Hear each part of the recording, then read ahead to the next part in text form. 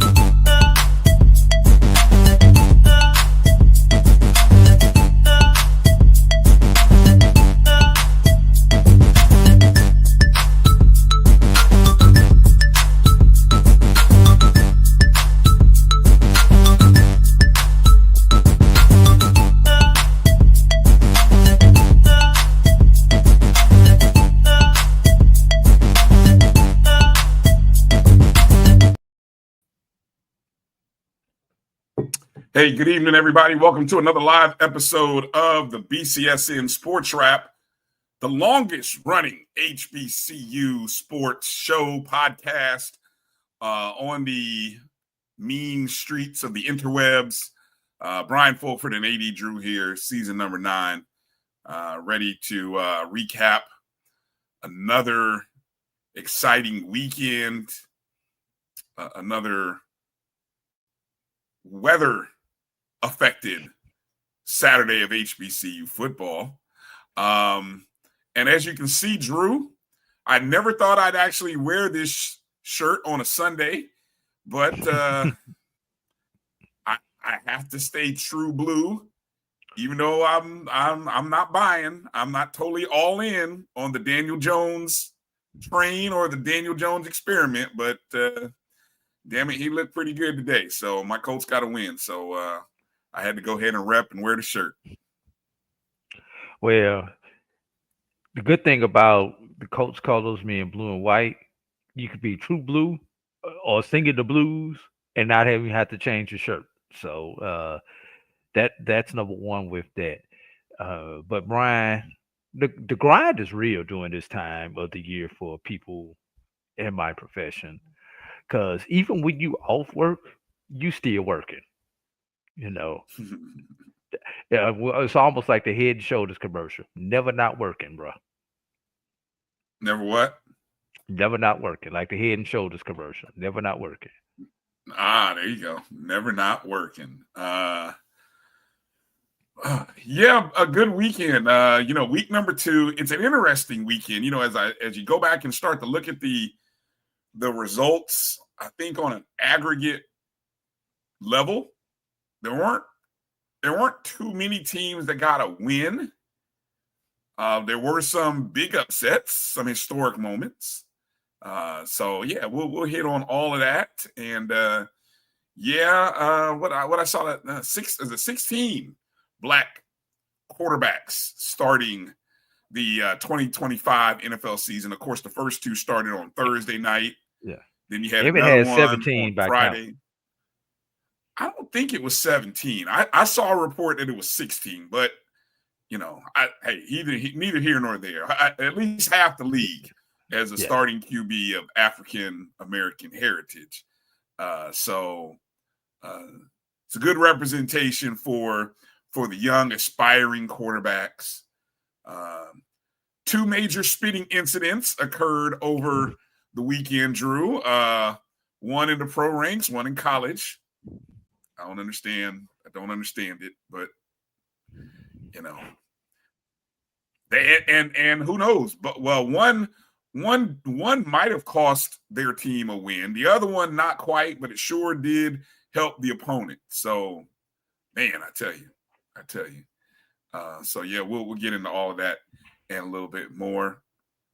Appreciate all of you jumping in and joining us tonight, however and wherever you're watching us. Say hello to everybody watching on my JBN online on the YouTube feed, also watching on the Black Collar Sports Network, Facebook, Twitter, Instagram. What up, Instagram Live? Let me make sure that's working. I know I hit the button. Yeah, Instagram Live is working. What up to folks watching there and so weather delays. Major story was weather, Drew. Man, I tell you, where were you this weekend? You were where? I was off. We were on a Oh, bye. no game this weekend for you guys. So, but I did work the Clark Atlanta Florida Memorial game. And there's some legislation that's going around between the two conferences that Clark Atlanta and Florida Memorial cannot play each other in football anymore unless they play in a dome, because for the second consecutive year, the game was affected by weather. This to the tune of a 1 hour and 41-minute weather delay at the start of the game. And the game was probably under 30 minutes from being just called altogether. Yeah, you described that. So what time was the game scheduled to kick off? 3:00 Eastern. 3 Eastern, and you said because of that, what if that game had not kicked off at 5 o'clock? You think they would have definitely called that game? Probably because Florida Memorial had a hard out that they had to get back, because they had to get back on the bus and get back down to Miami, because what a lot of people don't understand is bus drivers are limited by the hours that they can work. Right.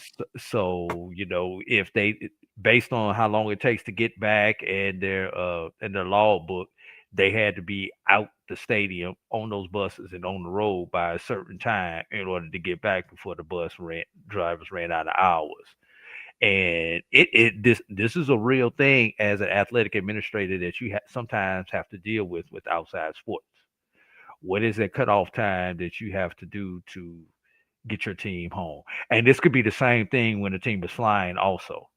Especially if they're flying commercial versus charter. Obviously, most teams don't fly commercial during football season, but when you get into basketball and some other sports where teams have to fly, this is something else that you have to keep in mind when deciding to delay or postpone a game altogether.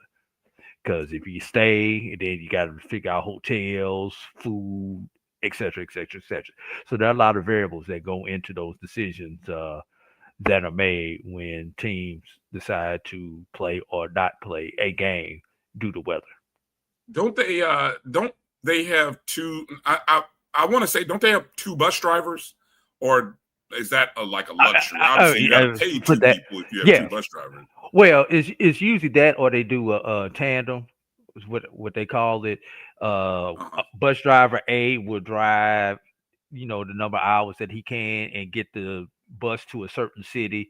They'll take their stop there. They may eat. It may just be a bathroom break or whatever, and then they will switch bus drivers, and then the bus driver A is off the clock. They may stay in that hotel. They may actually live in that city. It's all depends on the bus company. And then bus driver B will continue on with the trip. Okay. Or like you said, they got two drivers on the bus, which is really not recommended, because you can't get your rest on the bus if you're a driver.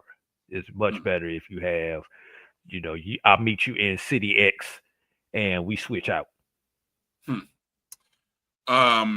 Well, I know Sly the sports guy who's in the chat. What up, Sly? He was, of course, on the call. Yep, on the call of that game on the SIAC network. And the games were shortened to 10 minutes. Now, no, incorrect, Brian. That's not okay. Minutes. So what was the 8-minute quarters? 8-minute quarters. Is that all 4 quarters were shortened to 8 minutes? 32 minutes of action. Holy cow! So basically, you're playing You had one drive. That's not even high school. That's not even high school. That's junior high. Holy cow! That game shouldn't even count on the records. That game shouldn't even count. I'm sorry, you can't put that game on your records. You have to get 30 minutes. Who won the game? Clark won the game, right? 17-12. You can't count that game. Yes. You can't count that game. They played more than half the game. It counts. Let me see. Oh, because you played 32 versus 30? Yes. That is horrible. Yeah. Eight minutes. That's my quickest game I ever did. 8-minute quarters. I believe it was a 7-minute halftime. Maybe 8. Brian, you had one complete drive in the first quarter Probably took the whole quarter. It took off like 6 minutes, 6 or some change. No. That's Let me take that back. You had two scores in the first quarter because Clark Atlanta scored pretty fast to open the game, and then Florida Memorial had another drive that was about 6.5 minutes, and then next thing you know, here's quarter. The only good thing about that, Brian, the game was not a linear game, which means you did not have to deal with media timeouts. Yeah, I'm right there with you. I think this it's a well-intended between Florida Memorial, who has to travel. Well, no, I'm trying to think. Most of the teams in their conference are within the state of Florida. All the football playing members are. All the football playing teams are in Florida. But man, this is the second year in a row. Mother Nature has said that you two good schools, two good institutions.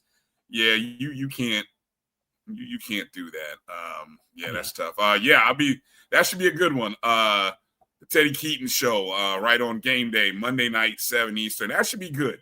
That should be interesting to hear coach's comments, Sly asking the tough questions, I'm sure. Asking, does that rivalry, I can't even call it rivalry, does that series even continue? Given the obstacles that Mother Nature has presented in the past 2 seasons. I mean, in theory, it made sense. We could have had a great game last year. Probably was a good game for the 32 minutes it was played. This time, it was. Yeah, it was competitive, very competitive game. But unless they play it in somebody's dome, they don't need to play. Yeah. Well, that's disappointing. Sorry to hear that, Clark Atlanta and Florida Memorial fans. But congrats to Clark. They got the win, unlike the last time, which was a tie, because I believe the game was tied last time, wasn't it? Yeah. Yeah, the game was tied last year when like it got 31 when Mother apiece Nature or opened 35 up. apiece, something like that. Yeah. Man, good Lord. Well, while that game got played with a delay and they had to end, what happened in Delaware was I don't know if it was unprecedented or it was just, Mother Nature did not cooperate with Delaware State in their game against Albany over the weekend. And in essence, what you had was, what Barry, let me go back and stop and not bury the lead. The lead here is that not only did Deshaun Jackson get his first win of the season, but also his teammate, former teammate, Mike Vick, got his first win of the weekend. And it kind of coincides with the start of the NFL season, the Eagles opening the season at home. You see the symmetry there, Drew? We talk, somebody should have been parlayed. Somebody should have been parlayed the Dell State, Norfolk State parlay.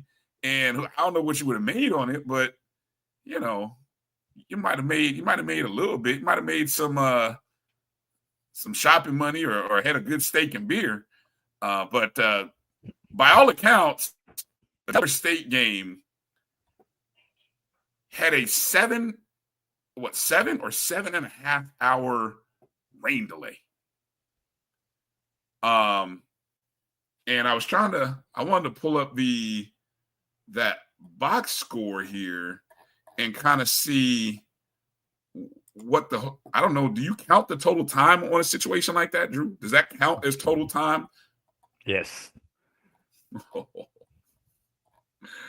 And then you have notes in there for the weather delay of X amount of minutes.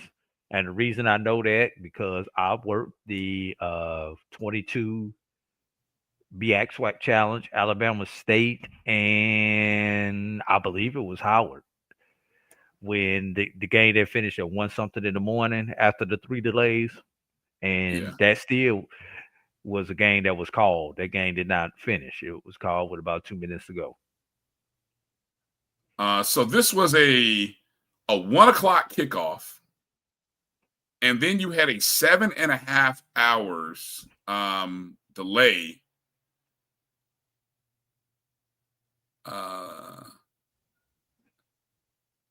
Yeah, you had a 7.5 hour delay. And if I'm not mistaken, I heard that the game didn't finish until right before midnight. It might have been midnight. Who knows? So but a anyway, 7.5 hour delay on top of a 3.5 hour football game. Yeah, am I saying that right? Let me do the math here. Yeah, that sounds about right. Yeah, That's seven about and a right. half hour. Yeah. If you do that at a 3.5 hour football game, you're talking almost 11 hours, 10 and a half, 11 hours. If you say it didn't end till right before midnight, you would be correct. Yeah. Caden Bennett, the quarterback for Dell State. And if I'm not mistaken, this is the young man that transferred. I forgot where he transferred from. But he transferred right around the start of the season, or right around camp. Right, camp opened up, and Bennett started here. I'm pulling it up here. Senior from Reno, Nevada. Kind of just looking. I'm trying to peep his bio here real quick. See if I can accurately say where he came from, unless somebody's got it. So Steve says it was a 3-hour delay. So not quite the 7.5. Maybe it's the game took 7.5 hours in total. Yeah, okay. So that would kind of fall in line with what I'm reading here in the article. But Caden Bennett rushed for 3 touchdowns, including a game-winning 27-yard touchdown with 34 seconds left. Bennett and running back Marquise Gillis accounted for 369 rushing yards on the day. And this is on the heels of these guys having a good performance or a good showing the week before, right? Just last week against Delaware, they lost 35-17 and showed pretty good fight. I'll tell you, Drew, I'm hearing good reports. I mean, people who had a chance to watch and see, obviously we can kind of see the stats and read the articles, but for people who are actually watching and seeing, I'm hearing a lot of positive praise for Jackson. I don't know if it's all talent versus, seems to be a team that is, buttoned up. They're not really killing themselves. What's your thoughts on this Delaware State? I mean, people are actually considering and talking about Del State as a potential MEAC contender, or at least not in the cellar. I got Del State more of a contender than I've got for Norfolk State as of right now, because Norfolk State had to come back multiple times, including forcing the game to overtime before they were able to defeat Virginia State. So when you lose to your rival, your Division-II rival, or keep them in a game, that should be red flags. Quarterback, you would think the former quarterback would have the quarterback situation figured out between these two coaches, but I guess not. In that game, Delaware State, Caden Bennett rushed for 3 touchdowns, including the game winner. So, and Delaware State really had control of their particular game, although they did have to score at the end. But 369 yards on the ground, Brian. That's going to win you 546 in total. Yeah, that's going to win you a lot of games, Brian. That is going to win you a lot of games. And they still, I saw Mike said, MEAC Mike said they're the fastest team. They still got off 30 completions in that game. You would think when you run for 369 that it was a heavy run game. Well, they did get a lot of plays in. I mean, they ran 59 plays They had 59 rushing attempts and still threw 30. So we're talking almost 90 plays, offensive 89 snaps. plays. Yeah, Right. 89 But plays. I mean, those rushing attempts suck the linebackers in, so it should be easy for the quarterback to throw the ball because you can go to a lot of play action with that. yeah. Now I may have misspoke about the buttoned up nature. I mean, they did have 14 penalties, 114 yards. But I guess when both teams had one turnover, a fumble loss, so no plus minus advantage there. But I guess if you're going to have those penalties and still put up 500 yards and hold your opponent to 341, yeah, that's not bad. That's not bad. And so first home win of the season for Del State and Deshaun Jackson. And they get an interesting matchup coming up Saturday against a CIAA team that we'll talk about that a little bit later in the show. And then on the other side, Mike Vick and Norfolk State, man, I'm telling you, snatching victory from the jaws of defeat, forcing a game into overtime. Virginia State, I'm sure there's a lot of folks from Virginia State saying we let them off the hook. We let them off the hook. You had them dead to right, and you let them go. And it's kind of interesting that Virginia State had a 57-yard fumble, scoop and score, returned in the game. They actually gave up the lead for a minute. They had a 13-point lead in the third quarter. Gave that up as Norfolk State scored a pair of touchdowns in the fourth quarter to take the lead. Then Virginia State came back and answered to regain the lead with 2:14 to play. And then Norfolk State came right back, 7 plays, 30 yards in a minute and 14. Tied the game up at 31. And then kicked a 29-yard field goal in overtime to win. Wow.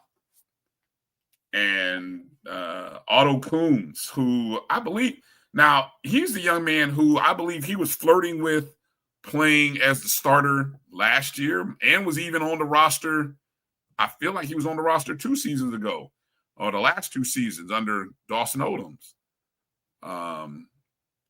He's not the starter, but he's come in relief in both games over the last 2 weeks and has looked the better of the 2 quarterbacks that they have played in that game. But anyway, Little State saves their reputation, Drew. Almost had the D2 HBCU upset. In front of 22,369 was the attendance. Another good showing. They had 19,000 last week for the opening. Well, on a Thursday for the home opener. They pulled 22,000 for this game. Again, this is a 30,000 seat stadium. And so this is now, I think, the second and third largest non-homecoming attended games at Norfolk State. And I hope they keep this up. I mean, this is impressive. I think if Norfolk State can average 20, especially with these upcoming MEAC games, man, pretty good. What's your take? What's your thoughts there on the Mike Vick experience and holding off Big Brother? Is it experience or experiment? Because right now it's still shaky. And what do we expect, Brian? This is the first time this man has ever done this, and I'm not going to be critical of the man. Let's give him an opportunity. He's got to go through the growing pains. He's got to find his own way. The toughest thing, especially for an athlete who was as physically talented as he was, is to translate what he knows and what he did to other people who do not have those physical attributes. Michael Vick was a freak. And I say that in a good way. So a lot of people, a lot of athletes have not been able to translate that. We don't know yet with Michael Vick. The jury is still out. Brian, we only got a 2-game sample size. It's all good right now. 2 seasons, then we can make a decision to say whether he can coach, whether he can't coach. Right now, it's too early. But you mentioned the attendance at Norfolk. You realize Tuskegee has drawn 15K for the second consecutive week.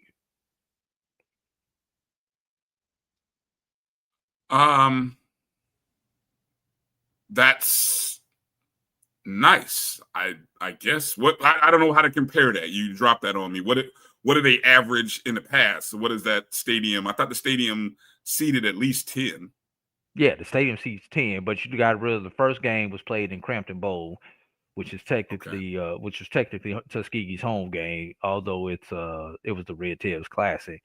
Right now, here's the storyline. Right now, Norfolk and Tuskegee lead Jackson State in attendance. Whoa, there you go. There's the story. That's the storyline. Oh, somebody put that post out. Who's gonna man? If I had time to do some graphics, there's a post that'll get people hot. Yeah. No, Steve, Tuskegee don't owe you a game. You guys signed up for the Classic, but technically, somebody has to be the home team, even at a neutral site. So Tuskegee is the home team. They may give you a home game, but they don't owe you the home game. Oh, interesting. So Norfolk State gets their first win of the season. And after a 27-7 loss to Towson, then they will get a chance to travel up to Rutgers this upcoming Saturday and get a taste of life against a Big Ten opponent, collect a paycheck, and see how buttoned up they can be.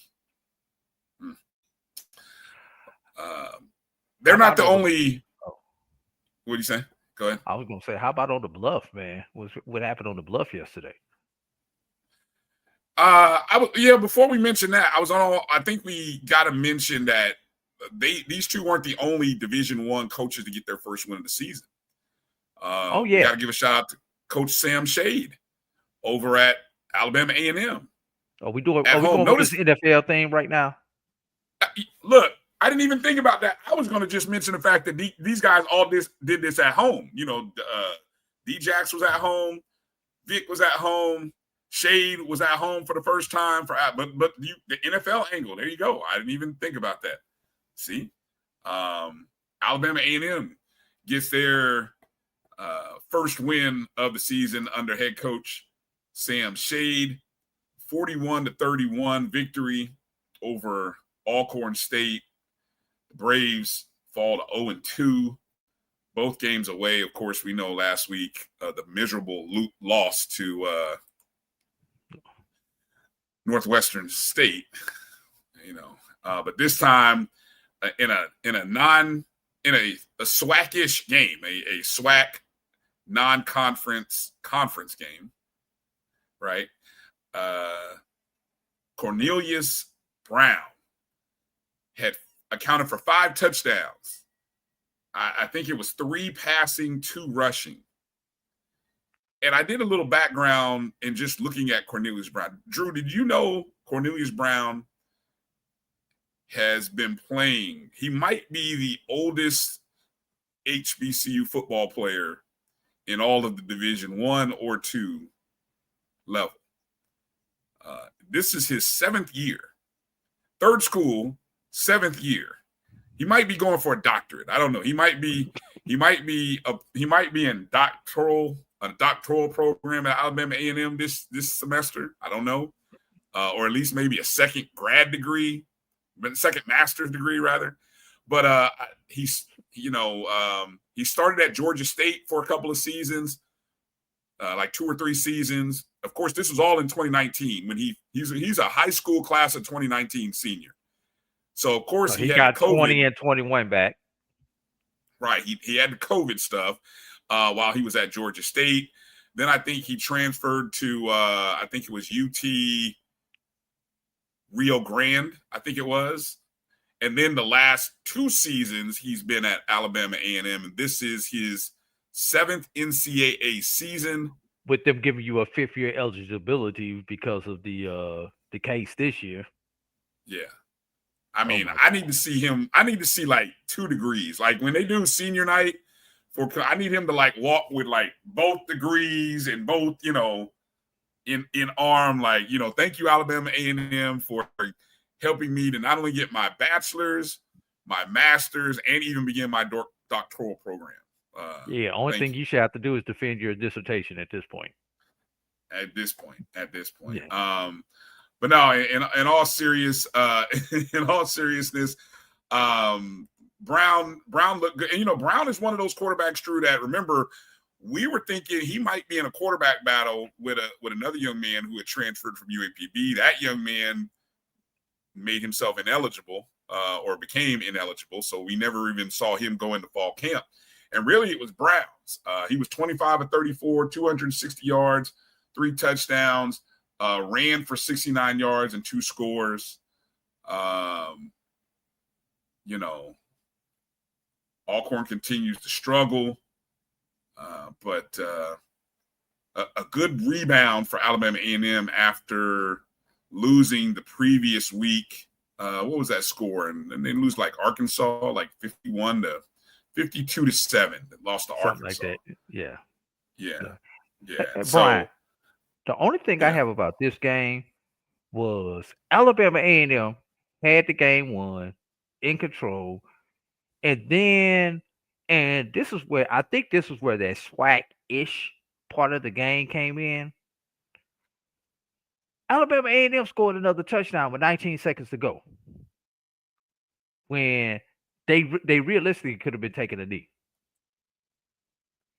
And because they scored the touchdown, and you had to you went to the chart, you know, the go for 1 versus go for 2 chart. They went for 2 and got to 2. That's why you have a 10-point margin. Do you really want me to tell me? Do you want me to really tell you what that was all about? Let me let you guess. You really want to know what that was all about? Let me hear it. Going into the game, Alabama A&M was a 3.5-point favorite, according to ESPN Bet. So that is called keeping your alumni happy. So the Alabama A&M alumni were probably thanking Coach Shade and the players in some form or fashion, saying, thank you, Coach, for scoring that touchdown and getting us over 3.5 so that it's not a push and that we can actually win and spend some money and go out on the town and have a good night tonight. That's what that was, Drew. Gotcha. And if you don't believe me, y'all go look up Lane Kiffin's comments after his game at Ole Miss. You tell me coaches don't pay attention, I'm going to tell you you're lying. Just pay attention. But that's why that happened, in my opinion. All right. Let's take a break. Come back and talk about a showdown on the Bluff, another SWAC non-conference conference game. Yeah, a SWAC-ish game, a conference non-conference game. Yeah, and I'm gonna tell you what, Drew. In the most recent poll, you know, I know we're voters on polls for FCS. I'm curious, and I'm gonna tease it, and I'm gonna just leave it. How close were you to possibly ranking Alabama State number 1? Because I'm gonna tell you, I was very, very, very close to ranking them number 1. He said that Jackson State, not me. Wow. Okay, if we're gonna do that, then I'll go to the data and explain why. But yeah, you're gonna have to go to the data. If you're gonna throw me under the bus like that, I will say the entire of Dr. Cavill's top 7 lost yesterday. There you go. So it was all up for Potter, right? Yes. Yeah. All right. Let's take a break, short break. Come back on the other side. You're watching the BCSN SportsWrap right here on the Black College Sports Network. Hopefully, I'll play some ads that are relevant and not promoting anything that's already happened in the past. Fingers crossed. We'll see what happens on the other side. Yeah, I just had, you know what, Zach? I just kind of have there's only a few Jackson State people that I let through my timeline, but most of them, I have them set to the side on mute. All right, we'll be back in just a moment.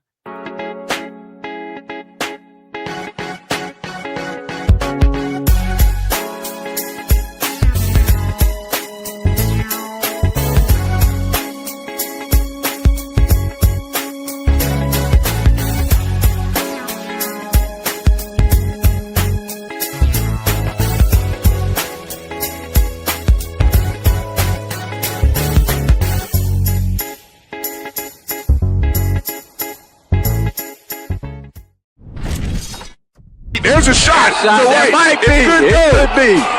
Right field. Grand slam. What a shot. That's how you get hot, young fella.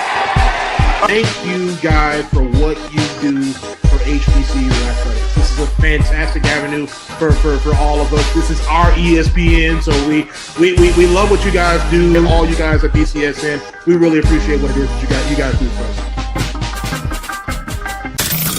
The human voice has always connected audiences with experiences. Major brands all across America have trusted Kever's voice time and time again. Conversational, powerhouse, intelligent, and sincere. That's the voice you need for your creative marketing process. KEAVERSVOICE.com. Kever's Voice, Kever's Voice, KeversVoice.com. Always on, all the time. This is Bryan Fulford. A.D. Drew and I are co-hosts of the BCSN SportsWrap. We talk about all things related to HBCU athletics. From the games, teams, coaches, and fan interest stories, we cover it all. You can find our shows on Facebook at BCSN SportsWrap, YouTube at MyJBN Online, and everywhere you listen to podcasts like Anchor, Spotify, Google, and Apple Podcasts. You can also find the show on the Jericho Broadcast Network's app. Make sure to download. We look forward to you joining the conversation and being a part of the show. For over 30 years, HBCU Image has been more than just an apparel store. We've been a movement, a statement, a legacy. We celebrate the pride, the purpose, and the culture that make historically black colleges and universities legendary. Whether you're a student or a lifelong supporter, our gear lets you wear your HBCU story with confidence and style. Because when you wear HBCU Image, you're not just wearing clothes. You're wearing culture. You're wearing pride. You're wearing purpose. HBCU Image, a Kenny T's company.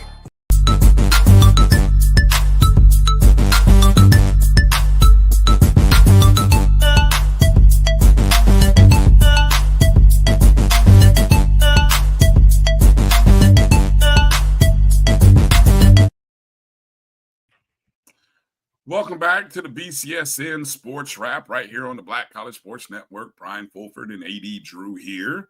How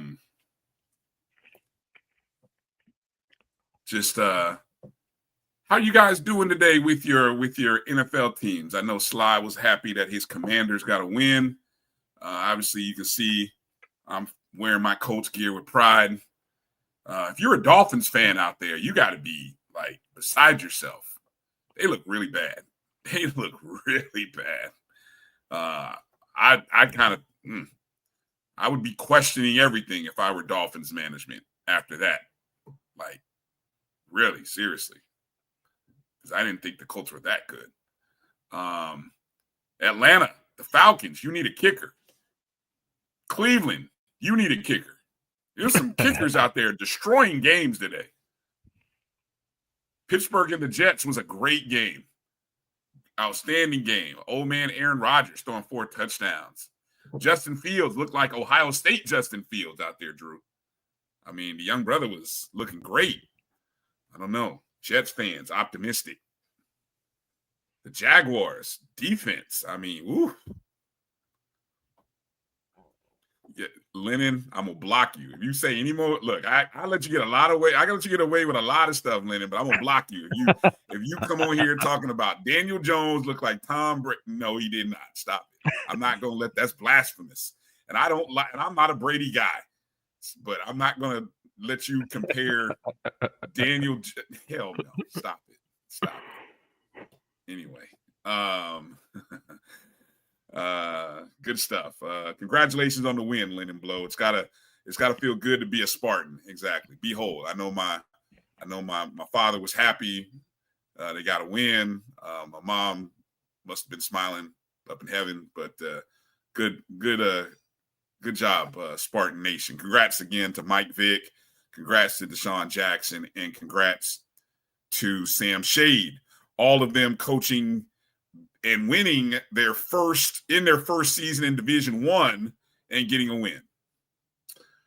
Now, as you mentioned, Drew, before the break, all of the top 7 teams on Dr. Cavill's top 7 after week 1 all lost.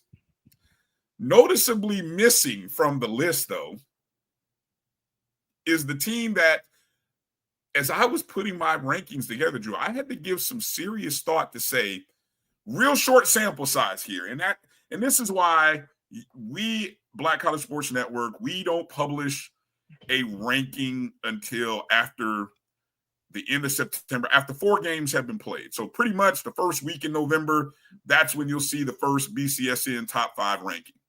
Division-I and non-Division-I, right?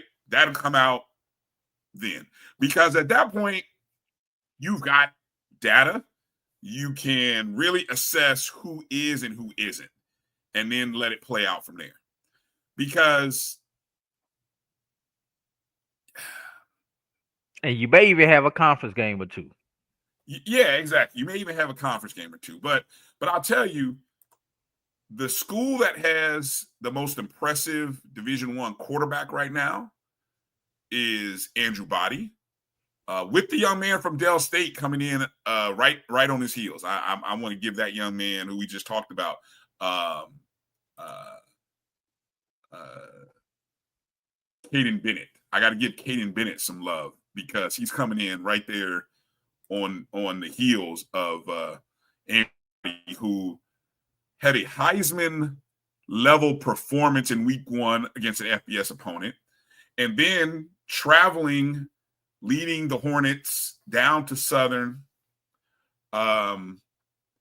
helping Alabama State get a 30-7 victory over Southern, right, in a swackish game.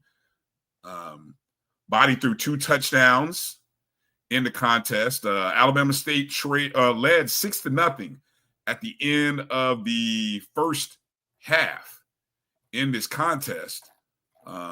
Before where are my notes on this game at, Drew? Let me scroll up. Shit, I had it. Let me see. All right.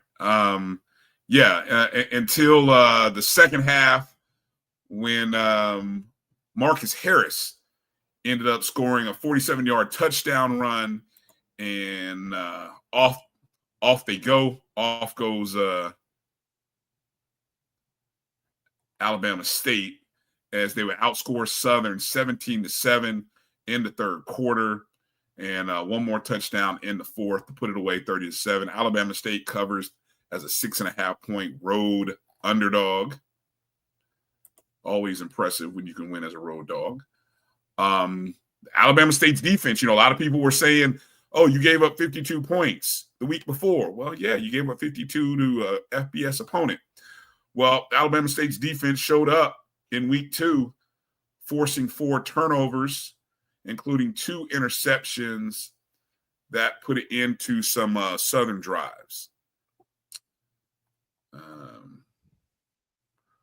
And so I asked the question, Drew, how close were you to putting Alabama State 1 in any of the polls that you vote in? I debated seriously, but I left Jackson State at 1 and had Alabama State as 2. I was not serious about putting Alabama State at number 1.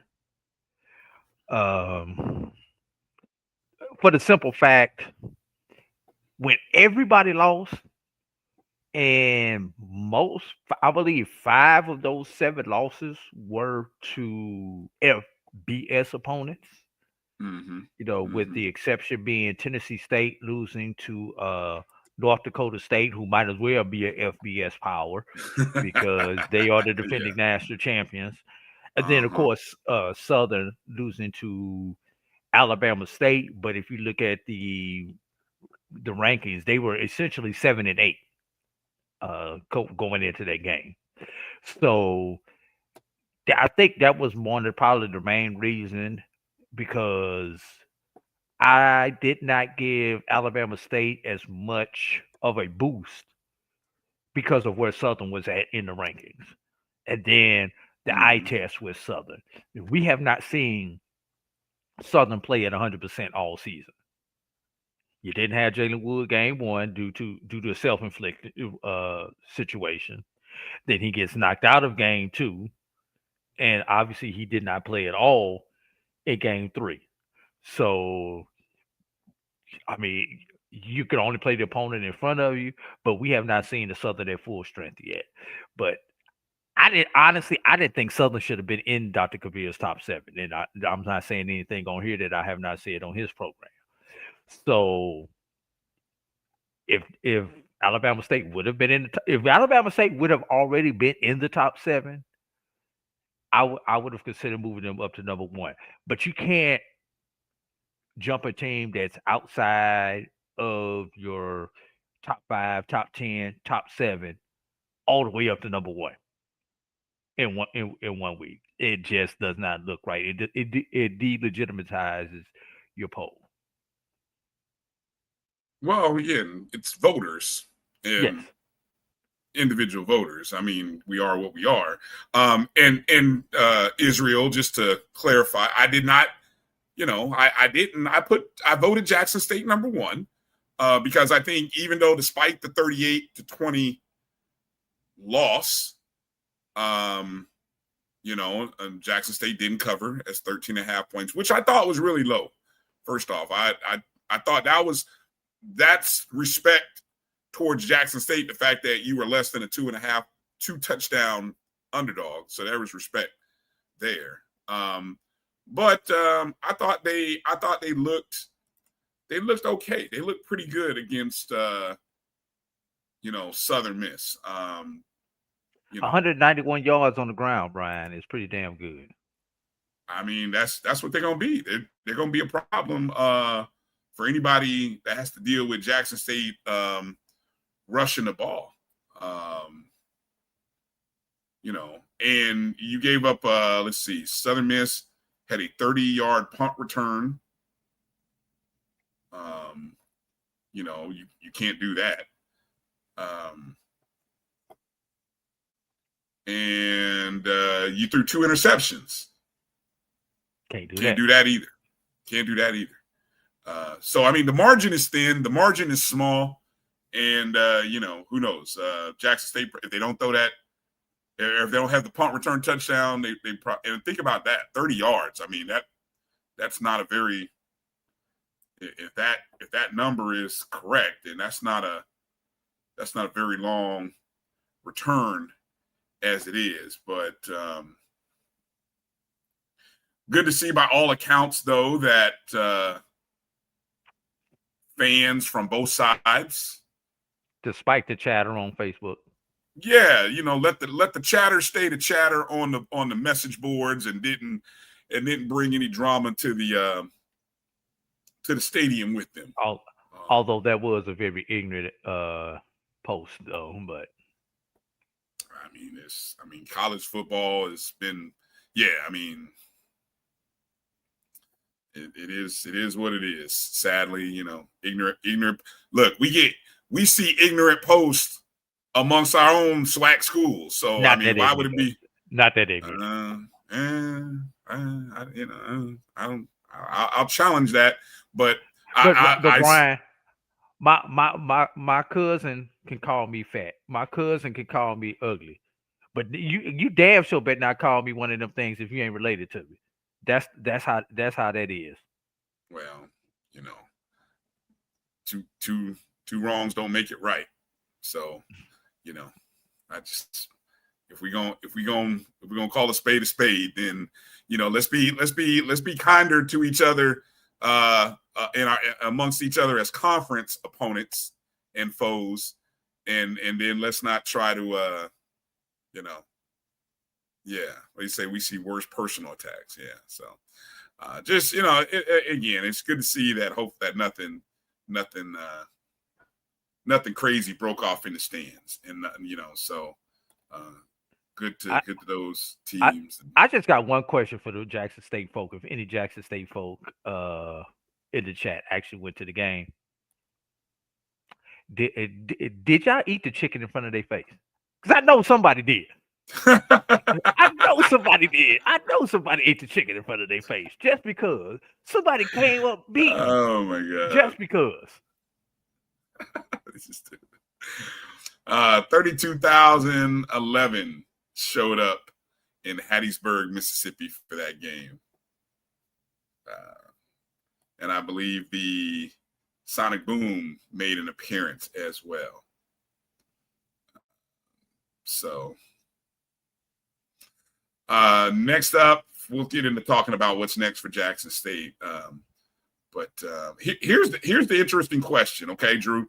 As we move through these Division-I games, this and you mentioned it earlier, it was blowout city for a lot of FCS teams. By my count, 1, 2, 3, 4, 5, 6, 7, 8, 9. I've got a list of 10 FCS games in which the schools, most of them only scored 1 or no touchdowns, with just a handful scoring 2. And the average margin, if I just had to estimate, the average margin of defeat was in the ballpark of 35 to 40 points. Shall I run down this list, Drew? It's a hell of a list. I mean, let's make it quick. I'll go through it for you. Just quickly. Quickly. Oh, okay. I'm just gonna run through it quickly. All right. North Dakota State defeated Tennessee State 59-3. That's the FCS matchup. Right. Central Florida defeated A&T 68-7. Somebody out here 61 point margin of victory. 61 points. Temple defeated Howard 55-7. Old Dominion defeated Central. That's North Carolina Central. 54-6. Ohio State defeated Grambling 70-0. Shut up. Atlantic defeated FAMU 56-14. Thus far, Brian, that is 1, 2, 3, 4, 5, 6 games where we've given up 50 or more. But wait, there's more. Yeah. Now we're getting into at least we sub 50 on this one. Miami defeated Bethune-Cookman 45-3. 42-point margin. Cal defeated Texas Southern 35-0. Let me hold on. 35-3. I'm sorry, 35-3. That is the only game, one of the few games that Texas Southern covered the spread, because the spread was 44.5, Drew. All right. Congratulations, Texas Southern and Texas Southern backers. Tarleton State made Valley look like the old Valley, 59-3. 56-point margin. And last but not least, who had Arkansas Pine Bluff as the high scorer of all these teams that we're talking about? And the lowest margin. Against Central Arkansas, 41-14. I think the only other team that outscored them who played up would have been Jackson State. Yeah. Wow.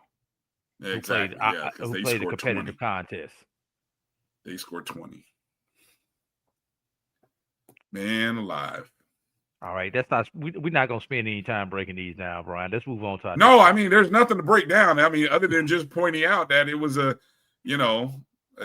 me see. Those were mostly paycheck games. I mean, I don't know if Tennessee State got paid to go to North Dakota State. Yeah, wow.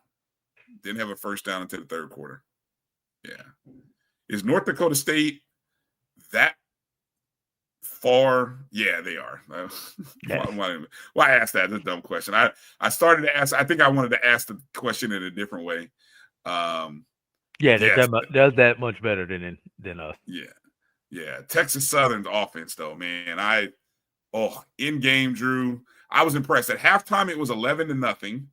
So Texas Southern's first half was pretty good. I didn't think Cal is not a very good team. Cal is like maybe the worst ACC team. So 11-0 at the half. And I was really hoping Texas Southern could keep that game under 30. So close. And then the game that we didn't mention here, how about South Carolina State? I think what was the final score against South Carolina? Was it like 38-13 or something like that? I've got another sheet. Give me a second. South Carolina State. And at one point, 38-10. 38-10. So At one point, 28 point margin. Yeah, at one point, I think it was a rather close. It was South Carolina State had the 3-0 lead at the end of the first quarter. Yeah, they scored first. At halftime. Yeah, they scored first, and they trailed 17-3 at half. Before giving up 21 points in the third quarter. So the middle quarters caught them, but, yeah.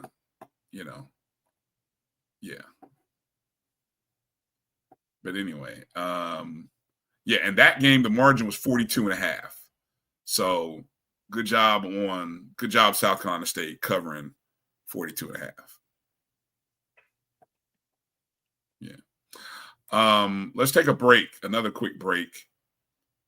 Coming up on this side, the Division II, non-Division I level, produced a pair of big-time wins. A historic night took place in Tuskegee, Alabama. Game 7 next week, Brian. What? Game 7. CIAA SIC tied at 3-3. Okay, great. So game great. 7. That's a great game setup. 7 is next Saturday. Great setup. Because I want to ask the question, there's a handful of Division II teams that all are putting up some impressive numbers here early. I haven't ranked anybody yet in the Division II level, but what's your top 5 look like in Division II? I think it's pretty tough amongst the top teams. I think it's very tough to rank the top 5. Maybe you shaking your head? No, it's easy. I can come back out the break and give you at least 1, 2, and 3 off the top of my head. I'd love to hear it. All right. We'll take a short break, come back on the other side. You're watching the BCSN SportsWrap right here on the Black College Sports Network. Hang back for just a second. Drew and I will be back after these words. For over 30 years, HBCU Image has been more than just an apparel store. We've been a movement, a statement, a legacy. We celebrate the pride, the purpose, and the culture that make historically black colleges and universities legendary. Whether you're a student or a lifelong supporter, our gear lets you wear your HBCU story with confidence and style. Because when you wear HBCU Image, you're not just wearing clothes. You're wearing culture. You're wearing pride. You're wearing purpose. HBCU Image, a Kenny T's company. I'm attorney Clinton Paris, and Tampa's my community. I grew up here, went to school here, and my wife and I make our home here. What makes Tampa special are its people. So when I represent someone injured in my community, it's personal. Call my office and speak to a real lawyer and not some referral service. I will fight the insurance companies to get the settlement that you deserve. At the law office of Clinton Paris, we take the pain out of being heard.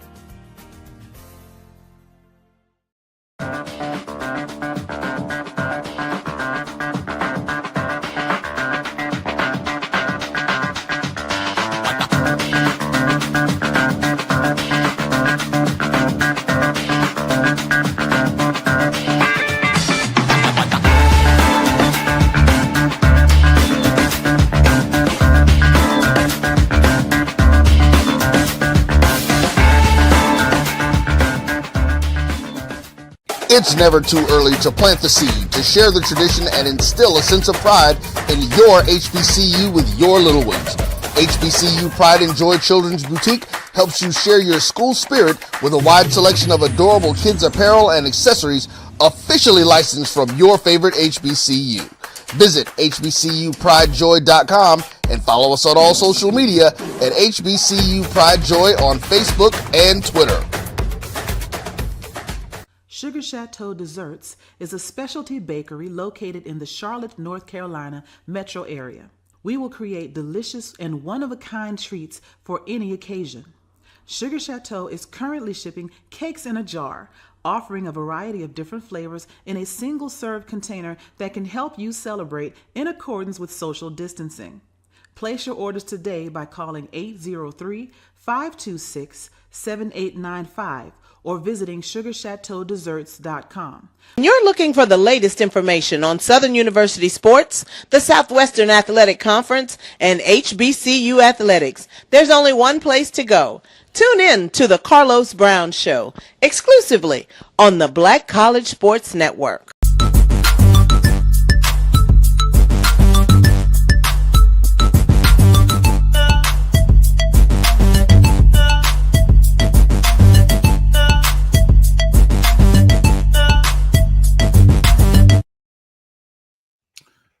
All right, welcome back to the BCSN SportsWrap. Bryan and Drew here.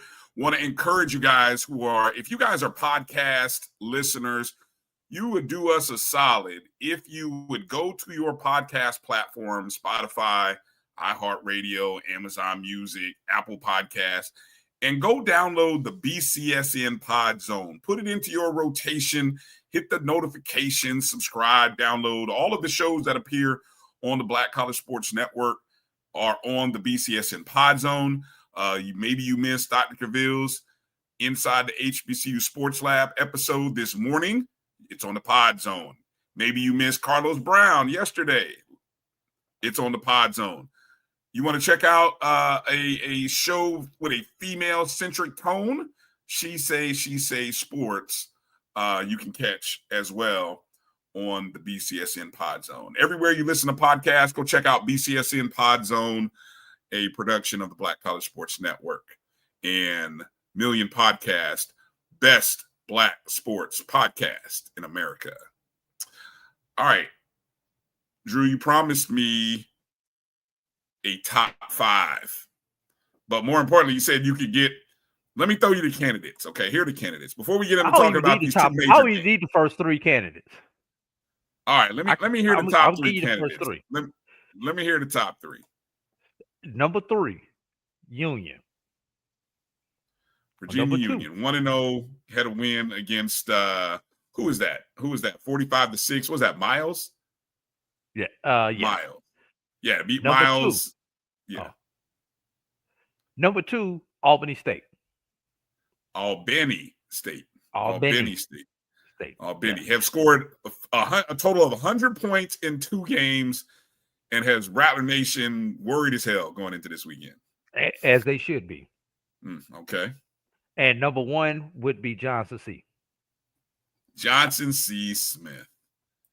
Johnson C., who just came off of beating 15th ranked. I think 15th ranked is what they were, Valdosta State. Of course, Valdosta State went to the Division-II championship game under current Prairie View head coach Tremaine Jackson last year.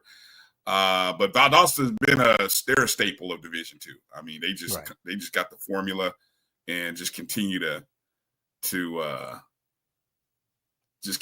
what they do. But I heard. Go ahead. I was gonna say for 4 and 5, Bryan. This is where it gets a little tough, figuring out which one of these teams is 4 and which one of these teams is 5. Well, hold on. Let's talk about the top 3 because the Johnson C. Smith game happened last night. They were hosting Valdosta State, and I was listening to the show that came on before us on HBCU Game Day, and the guys who are all out covering contest, Steve, Wally, Vaughn, a couple other couple other guys who I'm not too familiar with them, but they're part of the HBCU game day team. I heard Wally mention that Valdosta actually sought out Johnson C or sought out various HBCUs because they were looking for an opponent and even were willing to travel. Yeah. Well, can I go into that a little bit? Yeah, please. All right. If you look at the Gulf South Conference, I believe, is down to 4 or 5 teams remaining in the Gulf South Conference. So yes, they have games available on their schedule, even to the point where it was rumored that Valdosta State looked at possibly joining the SIAC. Ooh. Yes, because geographically it makes sense. Because the Gulf South and the SIAC have similar footprints. So wait a minute, the Gulf South is down to 4 teams. That I saw you and Steve both. They're down to. That was a premier conference in division. Where did everybody go? FCS. Wow. Damn. Yeah, they have become a transition conference. And Brian, honestly, I expect West Florida to be the next team to make the jump. Why hasn't that? Look, I know we're getting off on a tangent here. I'm just curious here. Why hasn't Valdosta gone? Valdosta doesn't have the bandwidth to go to the next level. Gotcha. Okay. Yeah, they don't have although they have great facilities, they don't have the support athletically that you would need to make that jump. They have great support for the level that they're at, and they're good where they are at. They would and they win, and they're a contender every year. Right, but they don't have the financial backing that they would need to make that next jump. They have excellent financial backing at their current level. Brian, that's just like if you drive a Toyota Camry and you can afford your payments on your Toyota Camry and you trade in your Camry every 3-4 years and get you a new Camry, bruh, don't go out your lead and buy you an Escalade. That's a great analogy. That's okay, I get that. I can understand that. Okay. That's Valdosta State. Okay. So, but that's why they sought out a lot of HBCUs. But it's for the two conferences, the SIAC and the CIAA. After the first couple of weeks, it is tough for non-conference opponents to play each other. SIAC has a little more flexibility because SIAC has an odd amount of teams. So somebody is always has a non-conference slot available every week. But CIAA, they're done. They play 8 consecutive most of the time. Gotcha. Or if they have that one, it's a bye week. So, and nobody's going to give up their bye week for a non-conference matchup during the conference season, especially against a team the caliber of Valdosta State. Johnson C. Who did they beat last week? I forgot already. Sorry. I'm gonna pretend you didn't even ask me that question. Took a second. Sorry. But anyway, Johnson and C. now that you say that, Brian, I don't feel as bad about that loss as I did when it initially happened. They're a top tier. It should be a nationally ranked team after beating Valdosta 28-16. They got down 10-0 in the second quarter and then went and scored 28 consecutive points. Kel Durham accounted for a 3-yard run, a 4-yard run, an 11-yard run. I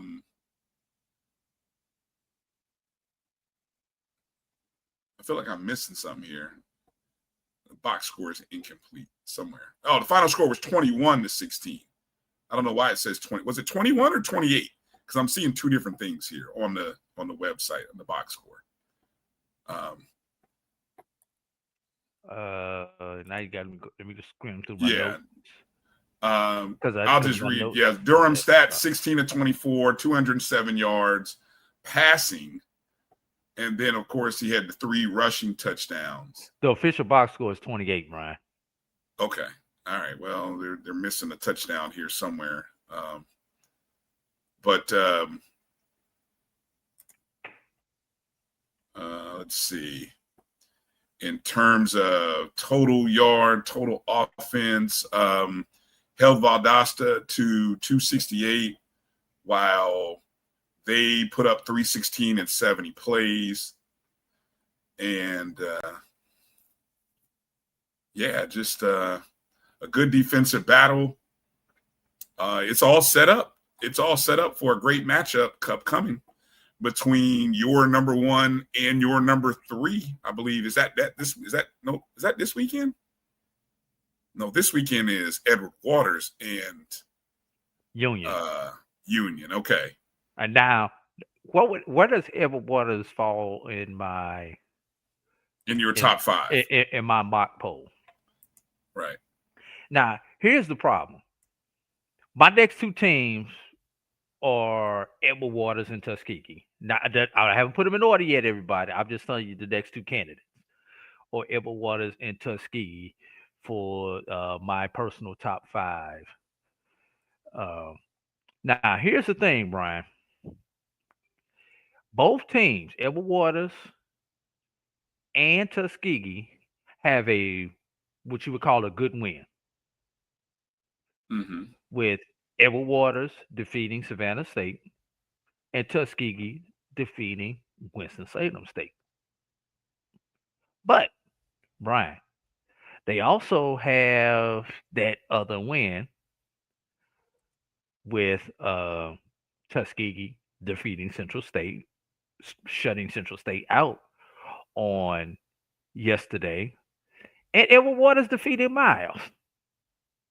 Both of them conference matchups, but both of them are predicted cellar dwellers in the SIAC. So my number 14, which victory do I value more? Edward Waters' conference victory over Savannah State, or a Tuskegee non-conference victory over who is expected to be a top contender in the CIAA.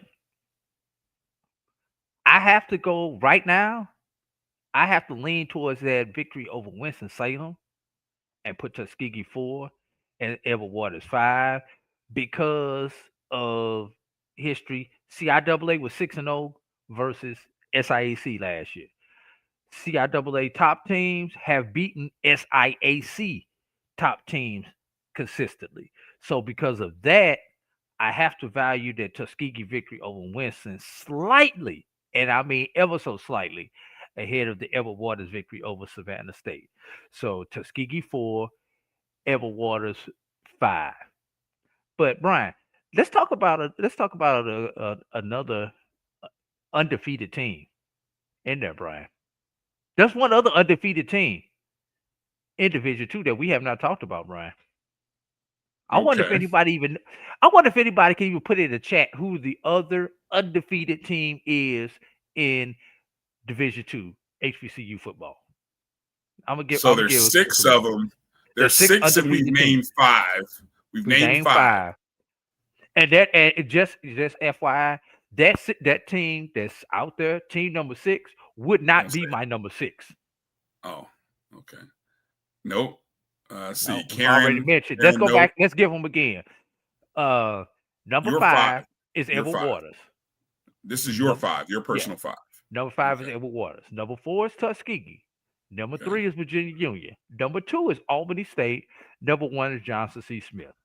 Who is the 6th undefeated Division II HBCU? Anybody know?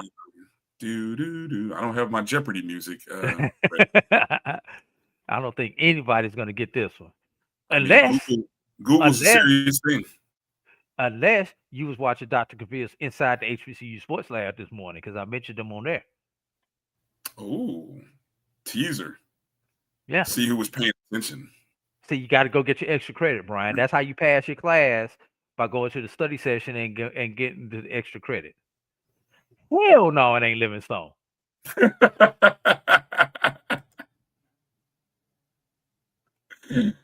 Livingstone did get a good win, though. I think that may have been what led to that.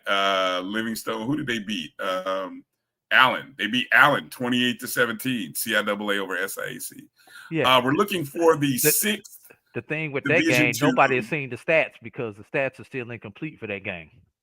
There you go. ODB's got it. Which one, ODB?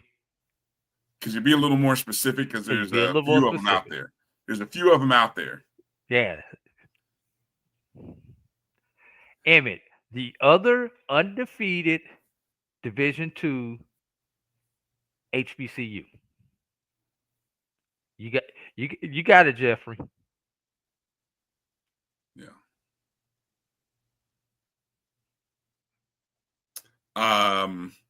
And I got no, Emmett. No, see that's why we asked you to be specific, Emmett. No, it is not this one. No. Lincoln, Missouri, 2-0. Lincoln, Missouri is 2-0. Let's see, Brian. This is so interesting. First of all, full disclaimer: I'm originally from St. Louis, Missouri. Lincoln is the HBCU football playing institution, one of two HBCUs in the state of Missouri, along with Harris Stowe State University. Now, I was actually living in Jefferson City, Missouri, when Lincoln restarted their football program in, I believe it was 2000. They started to ramp up in 99. They played in 2000. Here we go, Brian. Yesterday, Lincoln defeated someone whose name also was not Lincoln, as in Lincoln of California, for the first time since 2019, Brian. It gets even deeper. That's their first win over Lane College since 2018. These two teams have, I guess, a little bit of a rivalry. That 2018 was also the last time when Lincoln was over 500, Brian. You know why they were over 500 in 2018? And technically, they were not over 500 in 2018. But retroactively, they were over 500 in 2018. Because the NCAA gave them a game because somebody played an illegal player in game one. So this is the first time they've been over 500 on the field. Now, this is also the first time that Lincoln has won consecutive football games since 2013. 2-0. 2-0. Back to back. Making history. Making history, Brian. Feels a lot like last season. We were talking about a lot of schools from the CIAA making history, winning games, having winning seasons after years of futility. Yeah, it feels pretty similar. Good stuff. Well, thank you, ODB.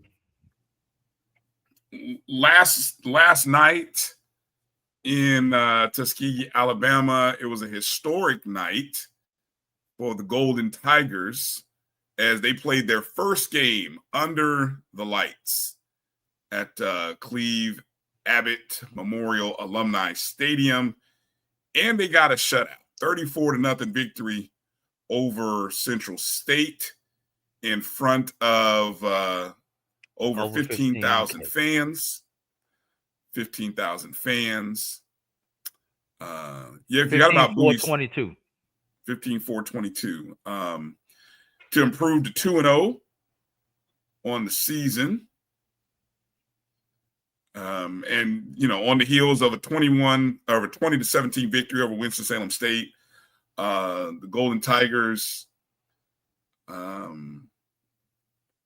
forced 2 turnovers from Central State, put up 295 yards. Overall, a good performance by Tuskegee Drew, what did you get a chance to talk to anybody? You know, I know you have connections, obviously. Did you talk to anybody who attended the game? What are some of the reviews? No, Brian, but they all over my timeline of the reviews from the game. So all I had to do was just log on to social media and see the pictures, all that good stuff. And I wish a part of me wishes I could have been there for that, but I also know the logistics of it. I did not want to deal with the logistics of being at that particular game. You didn't want to call Reginald Ruffin and get cussed out for asking for free tickets or sideline passes. I've got a pass, so that wasn't a problem. I know, I'm just messing. But no, I just didn't want to deal with the logistics of that game because there's a lot of unknown. And great job to Tuskegee, the police department, the sheriff department for doing what they did in that game, because obviously we all know what happened homecoming last year. So I think a lot of people felt like they have overcorrected some of the holes that they had that led to the incident at homecoming of last year. But what more do you expect? You're going to overcorrect when something tragic like that happens on your campus, and I have no problem with their overcorrection. But just I almost feel like kind of like with Greg Coleman, who was calling the game on HBCU Go. There's just so many memories for me in that stadium. As a basketball coach, going on the out there working out with the basketball players, 5 o'clock in the morning, 6 o'clock in the morning at that stadium, 4 o'clock in the afternoon. So just those things that I remember. So I'm glad. I'm happy for it. Let's see if Tuskegee, probably won't happen this year, but in the future starts playing more night home games, because that could potentially be a great revenue booster. And now that you have lights at the stadium, you might be able to host a few more events at the stadium and draw additional revenue into the athletic fund. Looking at the schedule on GoldenTigerSports.com, there are no more scheduled night games this season. Every other game right now is scheduled for like a 2 o'clock Eastern kickoff, which is 1 Central. Which is normal kickoff time. Okay. Yeah, including the homecoming game on November 1st. Oh, you do not make homecoming a night game. Well, I'm just mentioning the fact that there are no other night games at Cleve Abbott Memorial Alumni Stadium, and really outside of the Tuskegee Morehouse Classic, the only other night game they'll play will be when they travel to Benedict on a Thursday night on September 18th for a 7 o'clock Eastern game. So, and I'm glad you said that. Now this actually allows the flexibility for one of the big boys, ESPN, HBCU Go, to flex a Tuskegee game to a Thursday night game in future years. Right. All right. Before I want to mention the Pick 5 contest and give a shout out to, those who played week 2. A lot of people went unbeaten in week 2. Any other games of note that you wanted to make mention of from Saturday, or news stories to make note of? How about Albany State whooping up on Kentucky State? Isaiah Knowles, Brian, not 1, not 2, not 3, not 4, not 5, but 6 touchdown passes. They averaging 100 points. And this game was close until they decided not to make it close. Until late in the third quarter. This was a close game, Brian. I looked up in the middle of the Well, third quarter. you mean they total 100 points. They're not Yes. averaging 100 points. I'm sorry, they totaled 100 points. Okay. Yeah. I was gonna say don't Right. get people more up in a panic than they already are in Tallahassee. Folks are already kind of on the edge. Six touchdown passes, Brian. I mean, that's ridiculous, Brian. They look like they are ready to play. Mm-hmm. They are going to give FAMU fits. If they can deal with the physicality, and I'm gonna say this, I don't know if FAMU is. I think they can. enough. I think they can. I think they can deal with the physicality. It's gonna be a good game. I think it'll be a better game than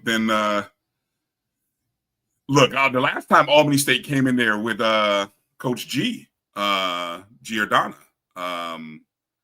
that was a competitive contest, and I think that Albany State team went to the championship game that year, if I'm not mistaken, the conference championship game. I think they lost to Miles that year. Right. Yes. One other undefeated team, Brian, and they slipped under the cracks because they only have played one game. They had a week 0 bye. Is Bowie State versus Shippensburg. They defeated Shippensburg 23-7. Quarterback Malik Anthony connected with Challenger Valentine for a 29-yard touchdown, while the defense added points with a scoop and score by Samuel Graham. The Bulldogs had 145 rushing yards and forced 3 turnovers. I'm seeing a lot of people mention Hampton's 27-20 win over Elizabeth City State at home. And I saw the picture. I should have saved it on social. There's a controversial ending apparently in the game in which, and somebody can correct me if I'm wrong here, but I believe Hampton had scored with 39 seconds left on a 47-yard run to score and take a lead 27-20. And then Elizabeth City State apparently on what would have been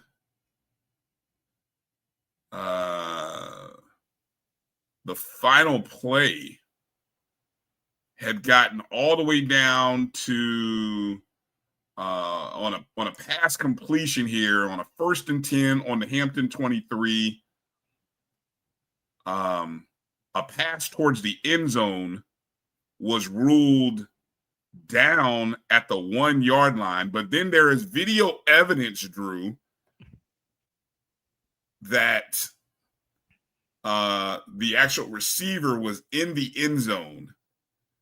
And I don't know if it's one of those situations where he was in the end zone and came back out and went down at the 1, but the picture I saw, and I wish I had thought to save it and show it.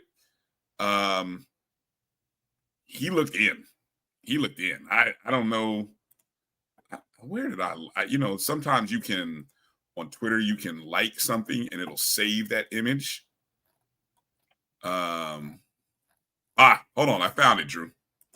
Okay. This comes via, and I guess this is a video image here. So this comes via, I want to give the person credit who took this. A screenshot from All Eyes on MEAC is the Twitter handle. And this is the picture in question, Drew. Let's see how quickly I can pull it up. Okay, look at this. This apparently is the final play of the game. Bad angle. It's good picture. Good picture, bad angle. Well, I think this is the video angle. Obviously, this is a video. I'm just looking at how you not reach the ball. You're right there. How do you not reach the ball? Anyway, bad angle for the official, who you can see the official is behind the play. And that's where he's supposed to be. He's in position. Yeah. Is there replay in D2, Drew, here?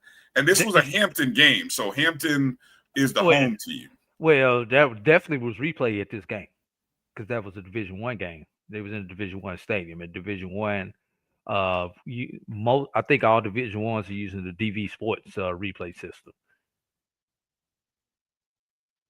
Yeah, but the flow is not the official replay angle there, Adam. They have a specific system. Now, you can use the TV angles into the system if you set it up in that manner, but just because the TV broadcast or the stream has an angle does not mean the referees have access to that angle. Which that should blow your mind if you're processing what Drew just said. That should usually be like, what? You don't have access to the same angle? No, because the systems don't necessarily talk to each other. Okay. There can be separate cameras for replay that are not as part of the broadcast. Now, once again, you can use certain broadcast angles for your replay, but it's not mandated. So I don't, and that's usually based on a conference ruling on how you do that. Division FCS has it as a minimum standard, and then conferences may add additional things to that. But I know. I give some credit. Can I say one other thing? SIAC is implementing replay this year. It is highly recommended, but I don't think it is 100% mandatory yet. But they're giving us to conference play to figure out replay in the SIAC. Let me give a quick shout out to Elizabeth City State, who, again, down 7 with 39 seconds to go, starting on their own 26-yard line, matriculated the ball all the way down to basically the 1-yard line or end zone, compared, depending upon who you want to believe or what you think. Officially the one. Officially the one, well said. First and 10, they complete a 21-yard play to their 44-yard line. First down, clock stops. Then on first and 10 on the 47, go incomplete pass, right? Doesn't show me how much time comes off the clock. Second and 10 on the 47-yard line, there's a roughing the passer penalty called against Hampton that moves the ball 15 yards, and now the ball moves from the ECSU 47 to the Hampton 38. Another first down and 10 at the 38. Incomplete pass. Go to second down and 10. Incomplete pass. Third down and 10. Pass complete. Pass interference called on third and 10. Ball moved to the Hampton 23. And that, of course, leads to a timeout by Elizabeth City State. Interesting that they still had a timeout at that point. And then one last opportunity to throw what would be a 22-yard pass officially and come up 1 yard short of the end zone officially. Wow. Yeah, so, yeah, just give those guys some credit. Shout out to Elizabeth City State pushing Hampton to the verge of what could have been another fourth quarter collapse if you combine what they did against Jackson State. All right, Drew, got to take a second to give a shout out to the folks who participated in the BCSN SportsWrap Pick 5 contest for week number 2. A host of people went 5-0. It was one of those weekends, Drew, where everyone kind of went 5-0 because everyone's picking against HBCUs. I mean, look, you guys do what you do. We did not put any games against Power 4 teams. So the Grambling Ohio State FCS games were enough, Ryan. Yeah. So we had 1, 2, 3, 4, 5, 6, 7, 8, 9, 10 people went unbeaten, 5-0, including me. Good weekend. 2 EB, by virtue of the tiebreaker, ends up with the top spot for the week, but that really doesn't matter because it's a year-to-date which matters. And year-to-date, there are only 4 people left, Drew, that are unbeaten.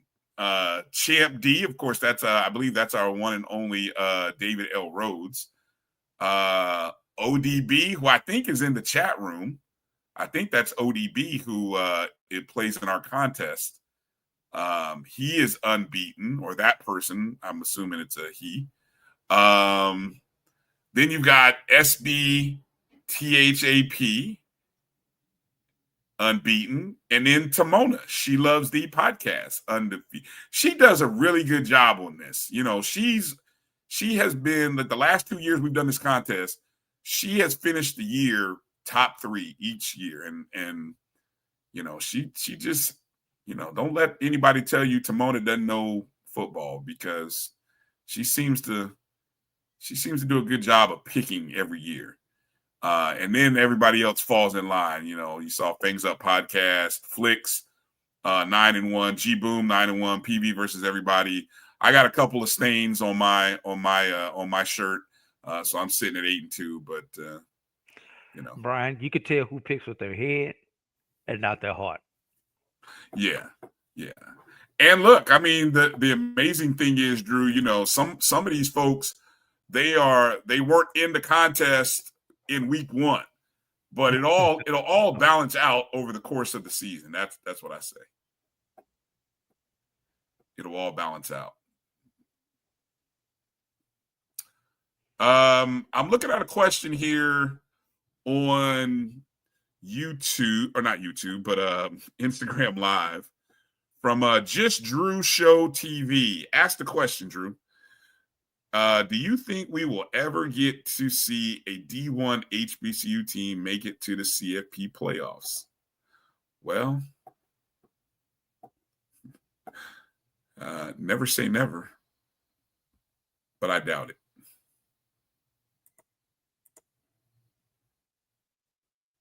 A D1 HBCU make it to the CFP? It says the CFP playoffs, so I'm assuming we got to get a. Can we table this until we even get a HBCU to FBS? I think he's just looking for hope, Drew. I'm looking to win the Powerball too. Well, you missed that boat. If you were shooting for the 100 or the 1 billion, you missed that one. I don't care if it's 5 billion. I'm still gonna be happy. All right. He says he's still be happy. Whatever. Let's take a look at. Yeah, thank you, Emmett. What did he say? Hold on, I was in the middle of downloading. What did he say? Not even another FCS has been to a bowl since FAMU in '78. Yeah, well, okay. In other words, not in our lifetime. There's always a chance, Drew. Even if it's 0.01, that means there's still a chance. You know what there's a chance to do right now, Brian? There's a chance to take this break before we get into next week. All right, it'll be very short because we're almost here to close out time, and I need to get a few picks in. The NFL is kicking my butt again, as it always does. I don't even know why I continue to put myself through this every week.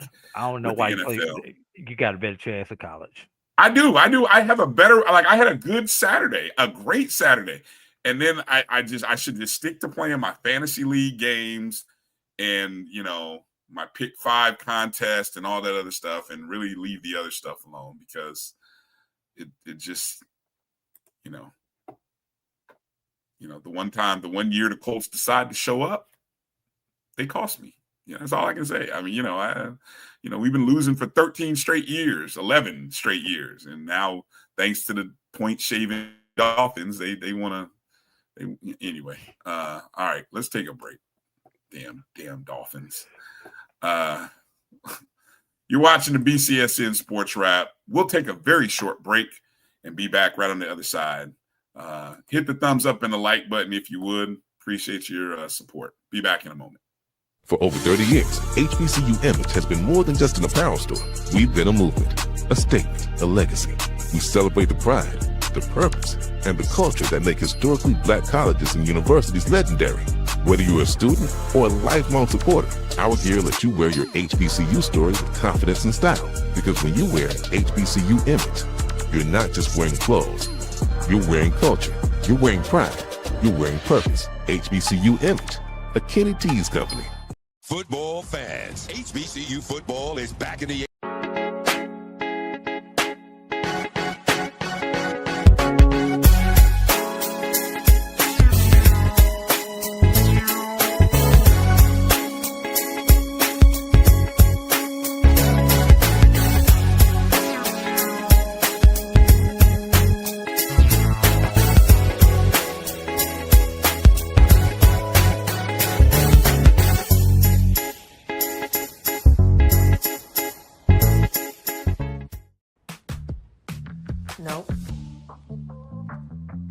Nope. Come on, him? Ooh, I like him.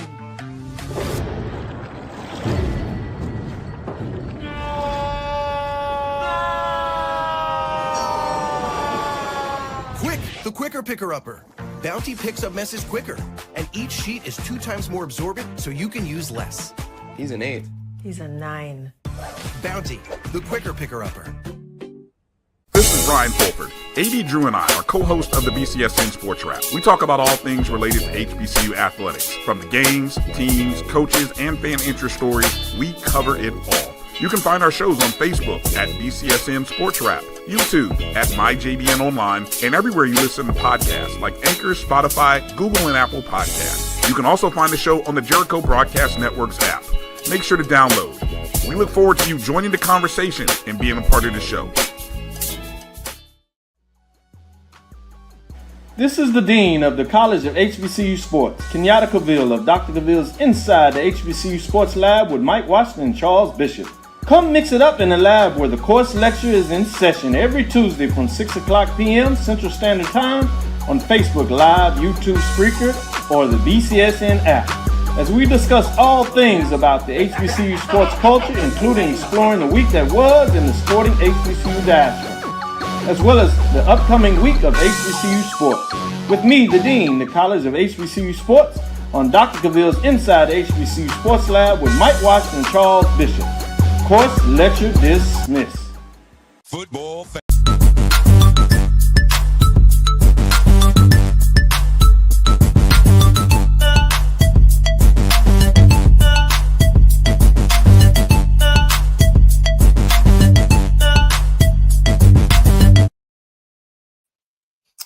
All right, welcome back to the BCSN Sports Wrap right here on the Black College Sports Network. Just a reminder, later on this week, you can catch the Monday night review of the Florida A&M FAU game via the ONG Strike Zone Monday night, 7 o'clock Eastern. Tuesday, it'll be Dr. Cavill's Inside the HBCU Sports Lab. The first episode featuring Doc and the sports professors, Charles Bishop, Mike Washington, A.D. Drew, or others. And then on Wednesday, the Indy Report featuring David L. Rhodes, Jeff, Tariq, and Brandon, covering Hampton, North Carolina A&T, Tennessee State. Give that angle and perspective as those guys represent those schools real well. And then, of course, the ONG Strike Zone, Wednesday, 8 Eastern all right here on the Black College Sports Network. So we got you covered. Check out the BCSN Pod Zone as well. I think Charles Edmond, his Cedric Thomas show covering Alcorn State sports will air. That'll drop on the podcast, I think, Tuesday. But all right, Drew, week 3 is coming up in college football, HBCU football. And I think it's interesting because while week 2 represented the first weekend where you saw the paycheck games, as evidenced by some of those blowouts, where you saw a lot of FCS schools playing up. This weekend is loaded with Division II schools playing HBCU FCS opponents. So I took a second to kind of spotlight a host of games, and you'll see from the list of games for week 3, majority of them are D2 versus either SWAC or MEAC opponents. There are 8 of those games between the two conferences, Brian. Yeah. There are 8 what you call get-right games. 5 in the SWAC, 3 in the MEAC, where you have a Division I playing a Division II. But Brian, let's also flip that. There are 7 get-bounced games once again this week. Those get bounced games are our FCSs going up to play an FBS team. So let's just keep that in mind. This is the 1 week where we've got games on both levels. Interesting. And I found these to be the more interesting games. I didn't spotlight it. Look, we've come to the point where I think if you're being honest with yourself, we're not really competing and getting victories in those matchups against FBS opponents. Although maybe there might be an FCS game or two, right?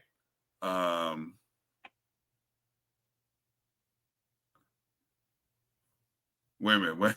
What did A&T Roy say? Always say their name first. Why? Alphabetically, it's not first. It's always Hampton first. And they've got more. Hold on. They've got more wins over the last 3 seasons than your school. And I probably should mention Tennessee State first if I'm really counting wins. And you also list a visiting team first when doing these graphics. Where do I not list the visiting team first? Where don't you see the visiting team first? Union is at Edward Waters. You got it backwards on your thing. Is it really? Yes. Union is at Edward Waters. Okay. And you know what? I thought, because I know that's the Unity Classic, maybe I thought that was a neutral site game. No, it's a home game for Edward Waters. Okay. So that's okay. Thank you for the correction.